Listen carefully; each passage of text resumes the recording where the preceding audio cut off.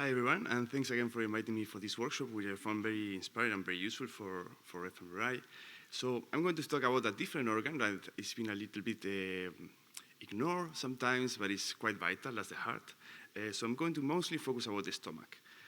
Because it's an organ that is a little bit not so well known for us as neuroscientists, I'm going to start with a little bit of the anatomy and of the stomach and the rest of the gut. And I'm really going to focus on how to record the electrogastrogram or ECG, the equipment that we can use, the setup, the procedure, which kind of artifacts to look for. And I'm going to look through to the pipeline of how to analyze the data once we acquire it, and some two types of research we're currently doing using that. So, as a starting point, which I think most of you, because you're already here, you're aware of this, but not everybody. When we think about the functions of and origins of intrinsic brain activity, we tend to think about things as cognition, paying attention to the external world, or action acting in the external world. But we tend to ignore the fact that the main function of the brain is to keep the body alive. So the brain is constantly receiving inputs from the viscera and has to actually control the viscera to make sure that it can face autonomic challenges faced by the external world. So homeostasis might probably be one of the functions of the intrinsic cognition, intrinsic brain activity, and part of the things we sometimes can call noise can actually be signals, as we have talked before. And the interesting thing about visceral signals is that they do target cortical, subcortical, and neuromodulatory structures. So besides the artifactual effect on fMRI, and here I'm talking specifically of the stomach, they can reach the major neuromodulatory nucleus of serotonin, noradrenaline, dopamine, acetylcholine, as well as key behavioral outputs like the amygdala or the hypothalamus, as well as cortical structures. So it's not only noise, right?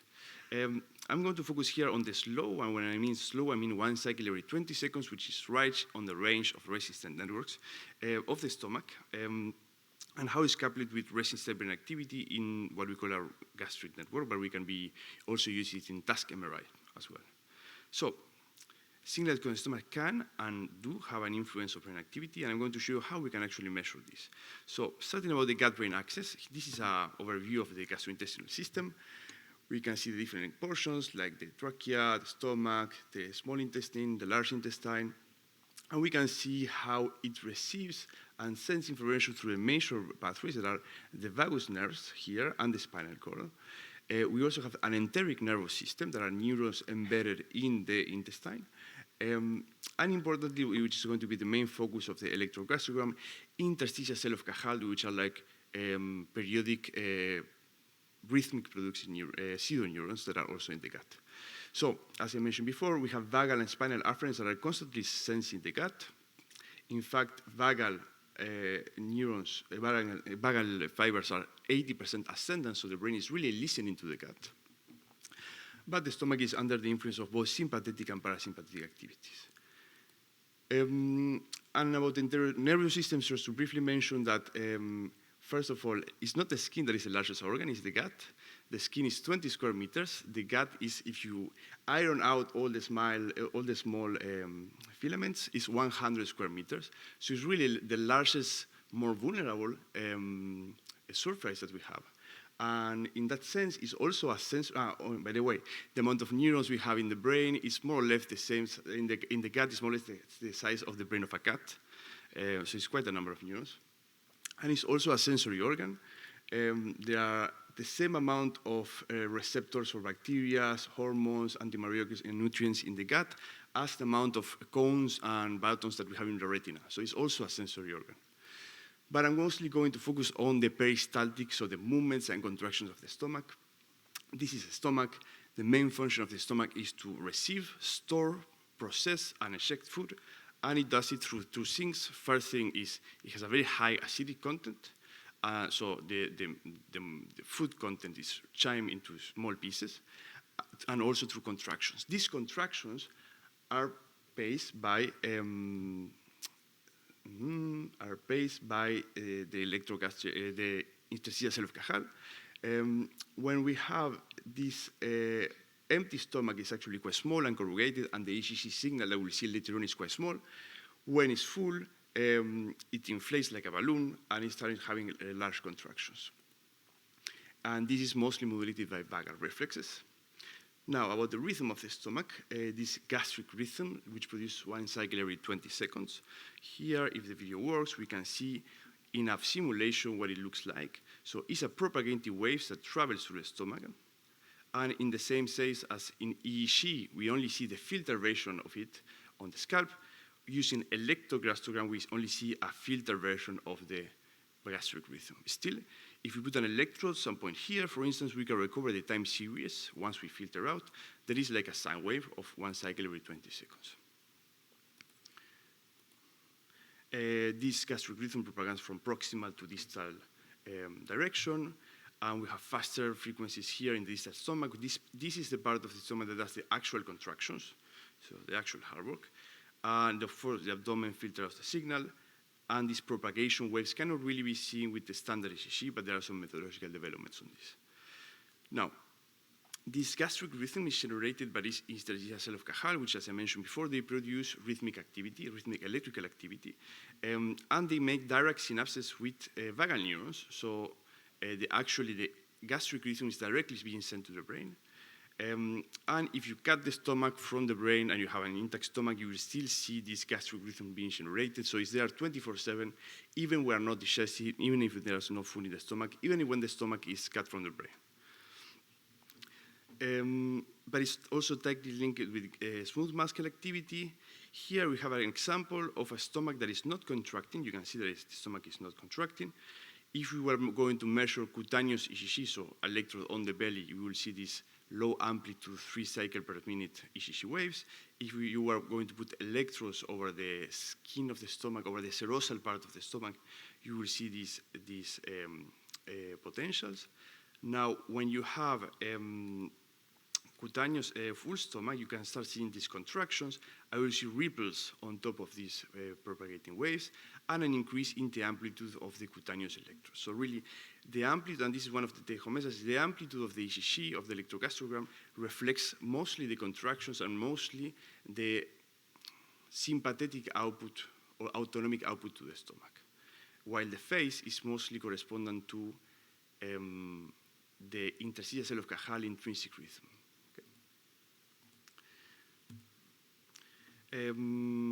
And just as a reminder, there's something to think about when you're designing an experiment using electrogastrogram. I also have time sometimes pronouncing it. Is that depending on the phase of digestion that the subject is, you are going to have different kind of ECG signals. So it's important to have to think before doing the experiments in which part of the digestive cycle I want to have my experiment. Do I want substance to be fasted, meaning eventually a smaller signal? Do I want substance during digestion, so when the stomach is getting full? Do I want this measure the stomach when it's really contracting? So each of them will have different ECG signals and different interpretation of the signal. So something to keep in mind. There is, of course, no correct answer. It really depends on which kind of experiment you want to do. Now, about the electrogastrogram, we can measure this gastric rhythm using ECG, which is basically electrodes on the belly, especially on the lower part of the abdomen. The hallmark of the gastric rhythm is if you make a Fourier transform, you will see this peak at 0.05 hertz. That is correspond to the phase of the interstitial cell of Cajal, which you can see over here. This is a raw, unprocessed electrogastrogram signal. And we can see the slow gastric cycle. So this is 100 seconds. So we have one gastric cycle here, another one here, and another one here. And on top of that, we can see the faster rhythm of respiration and of heartbeats. And already in some other experiments, we have managed to, for instance, for using retroichor, we didn't measure the respiratory belt, but we managed to use the respiration extracted from the ECG to use as a regression retroichor. And now we're trying to see if we can use ICA, PCA on the electrogastrogram to see if we can recover the heartbeats as well. To see. Something important to keep in mind, because it makes things much more simple, we don't need to remove the gradient artifact. For this, just by filtering, because the signal is so slow, much more slower than the acquisition, we already get rid of the fMRI artifact on the ECG. And from this signal, once we filter it out, we can extract the phase, the phase time series, which is what I've been mostly been using to analyze resistance data, but we could also extract the amplitude of this ECG. So how to record the ECG? I'm going to talk first about electrodes, equipment, which amplifiers, which electrodes, where to put them, how to put the electrodes exactly, how to record the ECG, something a little bit of durations of the recordings, and some substrate-related factors to consider, such as BMI, etc. And also which kind of artifacts we can expect. Most of this is coming from this methodological article that we published a couple of years ago with Nikolai Wolpert and Catherine Talon-Poudry. That is kind of a tutorial paper on electrogastrogram, mostly for outside the fMRI, but it has also some consequences for inside MRI. And we also have MATLAB code for this, hopefully one day Python code as well. So, recording the ECG, an important thing is the amplifier, and I also have no interest to disclose, and I'm not supported by brain products, but I've been mostly using brain products for my acquisitions, mostly because there is only one BioPack ECG module that allows only to measure one channel, which now you will see later in the talk, the more channels you have for the ECG, the better, and the fact that you can only measure once really limits the conclusions that you can take. Basically, for this setup, the important thing, also we have managed to measure the ECG using an EEG cap and a little bit of lag. So it's a signal that if the signal is strong enough, for example, the digestion, it is quite strong. The important thing, the most crucial thing is that these are DC recording, meaning that there is no high-pass filter embedded on the amplifier.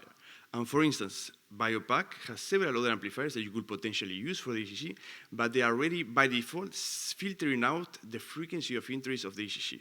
So it doesn't really matter which brand. The important thing is that they allow for DC recordings. And typically what we use, I was surprised at BioPack amplifiers, they go outside the scanner room. For us, they go really very close to the scanner. Typically, we'll put the amplifiers in between the legs of participants, and then through an optic fiber that connects outside to the control room, and then an auxiliary box that is where the electrodes are attached will be at the level of the knees, and then the electrodes placed on the belly. So this is actually never inside the scanner, but it could be actually inside the tunnel if needed. Now, for electrodes, actually, we managed to record with an EEG cap, but any standard EMG electromyography electrodes will work, or the electrodes that you use for EKG, electrocardiogram. There is no standard setup of where to put the electrodes, and this is a problem. We have tried several setups. For the MRI, I always use bipolar recordings, also because brain products only allow for bipolar recordings, but we do get better signals with this. So there's no standard. And also another point is that the stomach position does vary in size according to participants, and even within the same participant throughout the day. So now the standard practice in gastroenterology is to make a CT scan or an MRI or an ultrasound, find out where the stomach is, and then put electrodes there.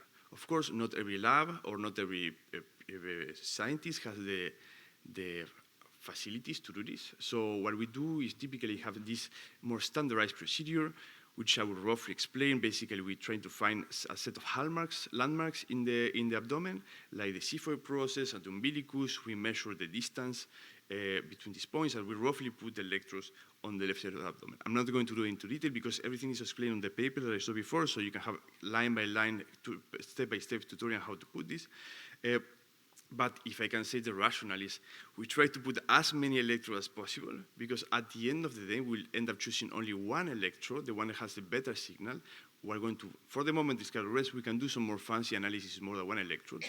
But I do have noticed that if I only have one electrode, I have to discard many recordings. If I have like 16 electrodes, as I have now, I can keep most of the recordings. And yeah, for most of the time, what I have to use is a grid of 4 bipolar electrodes. This is 8 cables plus a ground that goes here on the hip. So this is something to keep in mind. Do warn participants in advance. They have to shave the abdomen, especially for male participants. Is the second participant this month that didn't read the instructions fully, and he had decided to cancel the experiment because he didn't want to shave the abdomen. So do inform them about this fact. Then, as a standard practice for electrophysiology, we rub the skin with alcohol and with electrolyte shell until the skin is red, but not so red. So this is really something, a motor learning thing. It shouldn't be bleeding the substance afterwards, but it should be quite clean, yeah. Mostly to lower down the impedance of the electrodes. Then we place the electrodes according to the setup, and we try to have impedance below 25 hertz. We can go up to 50 kilo ohms, but ideally 25 for signal quality. We have to place the subject in a comfortable position, of course, and instruct not to talk or move during recording. Now, sometimes you will see on the camera of the scanner that people get bored and they start to move the feet. You also have to do the feet. If you move the feet, the abdominal muscle will also move, so tell them not to move anything, which is quite difficult because they're standing there for quite a long time, laying there. And of course, note any movement that could happen. Coughing and sneezing is a big problem because if you say cough, also for the MRI, but everything moves. Now, regarding the duration of the recordings, typically we require long experience, longer than for the heart or for respiration, because the ECG cycle is very slow. So, depending on which kind of analysis is intended, I would say that in case, when in doubt, use longer recordings. For racing state, we use 10-15 minutes in the past, and I have seen other colleagues use 10 minutes, and it works too. I like to think about this, how many ECG cycles we're going to have, right? So with 10 minutes, we're going to be able to look at 30 cycles of ECG, with 15 minutes, 45. If we only have 5 minutes, we're only going to have 15 cycles. For behavioral studies, depends on the timescale of the phenomenon we want to study. Now, for instance, I'm looking sometimes at movies and the effect of amplitude of the ECG, and the stomach is kind of much slower than the heart to react to challenges, so I will try to, for example, have blocks of similar categories so that you can accumulate the effect of a condition on the stomach amplitude.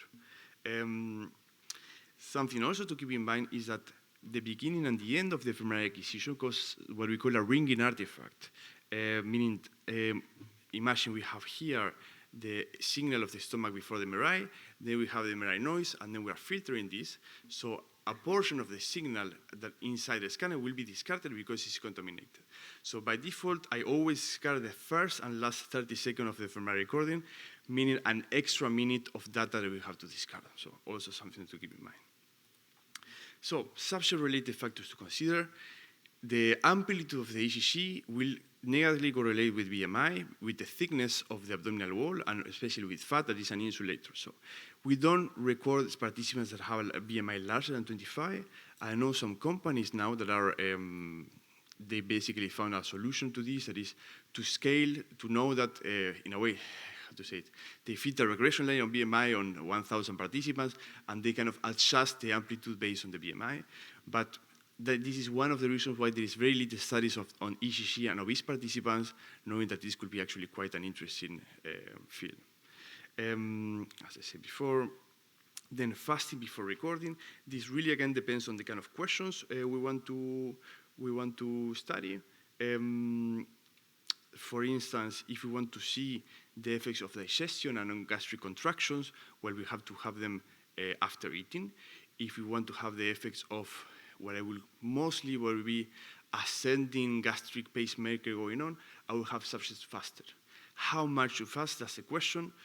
Complete gastric emptying takes about 4 hours on a healthy participant, even more if it's a heavy meal. For most of my experiments, I ask them not to eat 2 hours before the meal. Some authors propose 6 hours. The problem is that if they fast a lot, the signal becomes very, very, very, very weak. So there is a decision to make there. Again, it really depends on if you want to look at the contractions or what I call the gastric basal rhythm, that is the phase only. No? Some kind of things to avoid artifacts.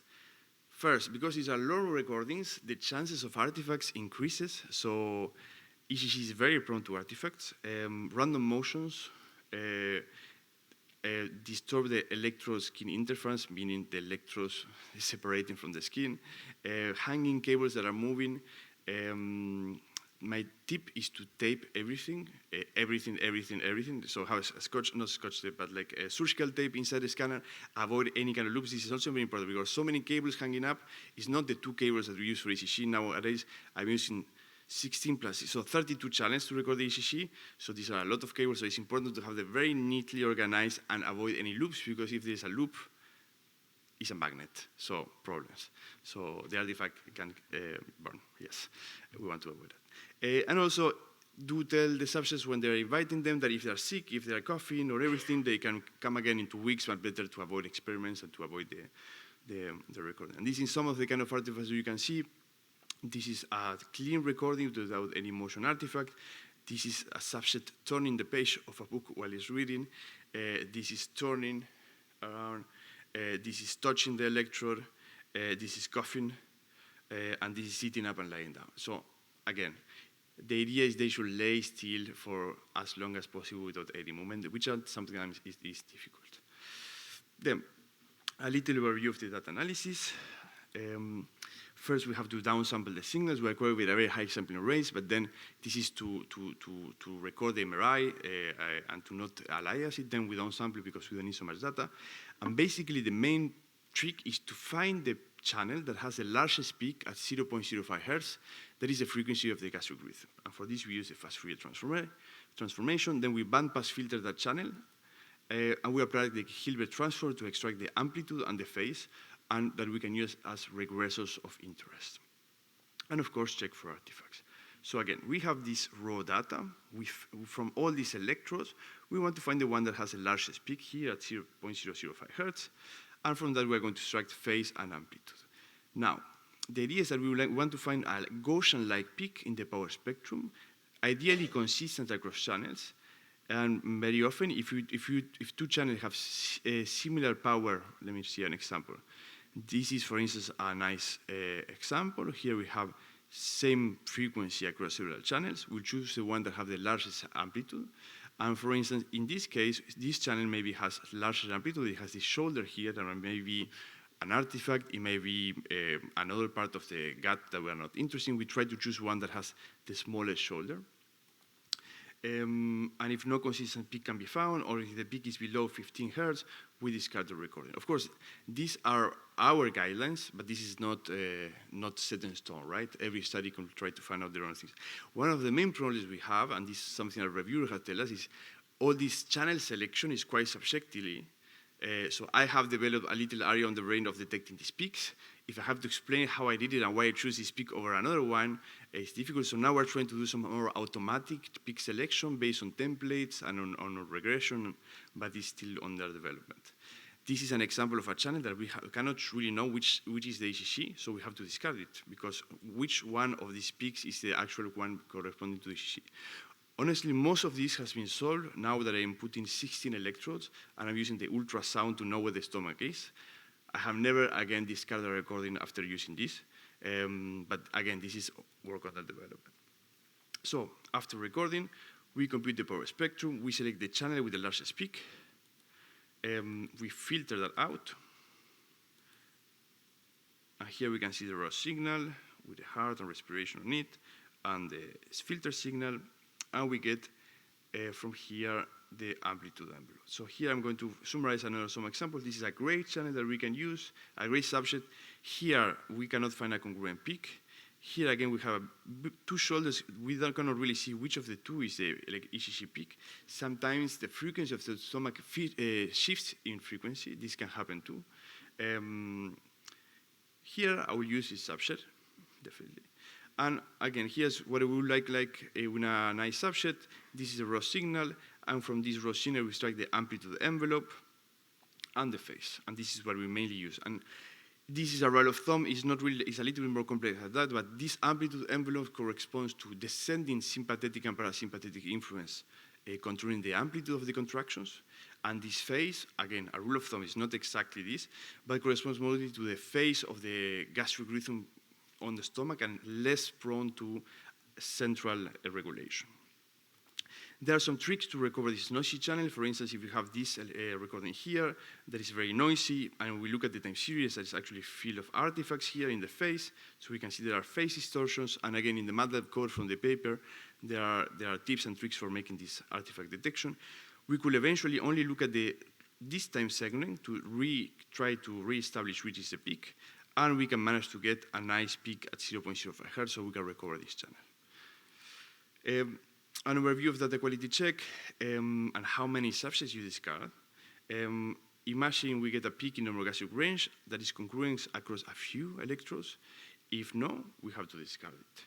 If yes, which is 80% of the cases, so 1/6 of the recordings are discarded, we can use it. And we have this extra criterion if the cycles are within normogastric range. Honestly, I'm not using this criterion anymore because I have my doubts. So basically, just to wrap up, two other ways of looking at ECG. There is actually, the ECG was introduced in MRI for the study of emotions. And Vian and colleagues look at the changes in power and frequency during emotion eclipse. And for instance, the first paper that actually used ECG in fMRI was Harrison by Hugo Crishley, and they wanted to see the regions that were activated by disgust. So they were showing pictures, videos inducing disgust, and they were measuring the different bands. So I talked to you about before about normogastric that is between 0.03 and 0.066. We also have tachygastria that is faster and bradygastria that is lower, and tachygastria might be related to nausea. So they found this activity related to the insula and what people also reporting subjective level of disgust. And to wrap up, as I mentioned before, there are some developments by measuring the position of the stomach and placing the electrodes and larger number of electrodes over that part of the stomach. And we have seen, gastroenterology have seen that this correlates much better with nausea symptoms, for instance, than the standard amplitude. And just to finish up, I'm going to skip this because I have 2 minutes. Well, what we typically do is that we measure a phase coupling between the ECG resting state of MRI, and here we can see a voxel that is very phase coupled, and another voxel is not so much phase coupled. We do that for all subjects. We get a map of phase coupling, the real phase coupling, we shift in time the ECG to get surrogate phase coupling, and we do a t-test. And just to briefly mention a study that I'm currently undergoing. We have fMRI and ECG in 380 participants, and we have to discard 115 because of bad quality ECG recordings. Again, if we use ultrasound, amount of recordings discarded goes close to 0. But typically, we had many recordings that they only have 2 channels, so this was very difficult to find a good peak only with 1 channel. And I'm just going to briefly do advertisement for 2 posters that I have.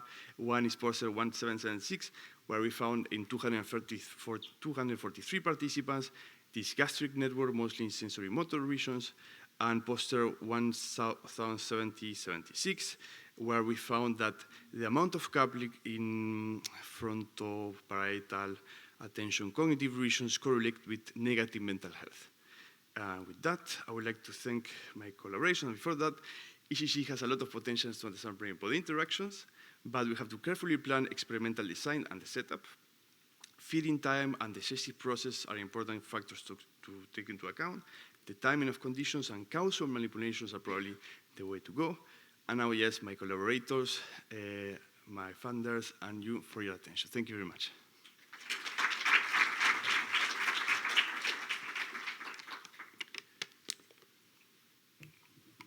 Thank you, Ignacio. We have time for one quick question.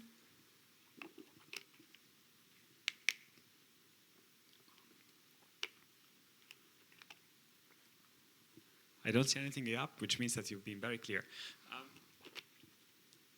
I wanted to ask you a question, actually. So, when we are...